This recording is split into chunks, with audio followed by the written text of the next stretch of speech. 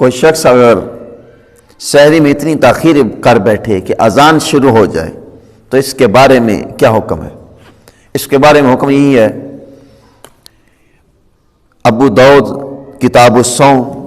کی حدیث مبارک ہے، حضرت ابو ہریرہ رضی اللہ تعالیٰ عنہ سے روایت ہے،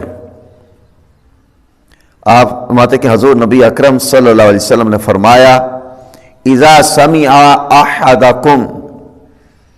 النداء والاناء على يديه فلا يدعه حتى يقضي حاجته منه۔ جب تم میں سے کوئی اذان سنے اور برتن اس کے ہاتھ میں ہو، الفاظوں پر غور کرنا ہے کہ حضور سید عالم صلی اللہ علیہ وسلم نے فرمایا کہ جب تم میں سے کوئی اذان سنے تو برتن اس کے ہاتھ میں ہو تو اپنی ضروریات پوری کیے بغیر اسے نہ رکھے۔ یہ حکم ہے، یعنی کہ جب اذان ہو برتن اس کے ہاتھ میں ہو، یہ نہ ہو کہ کھانا اس کے آگے ہو، کھانا تو آگے ہوتا ہی ہے، برتن ہاتھ میں ہو اور اپنی ضروریات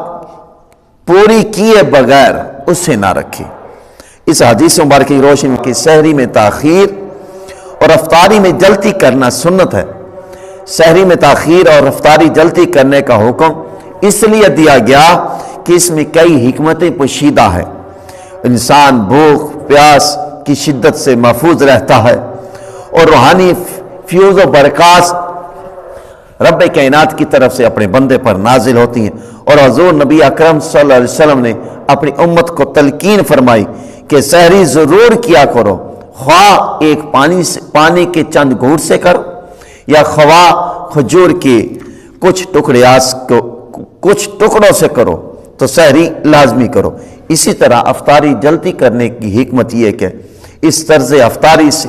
یہود و نصارہ کی مخالفت ہوتی، کیونکہ یہود و نصارہ روزہ تاخیر سے افطار کرتے، وہ ستاروں کو دیکھ کر پھر روزہ افطار کرتے۔ اس لیے حضور سید عالم صلی اللہ علیہ وسلم آپ نے فرمایا کہ جب تک امت مسلمہ میری امت افطاری میں جلتی اور سحری میں تاخیر کرتی رہے گی، اس وقت تک سنت کی پابندی اور حدود شریعہ کی نگرانی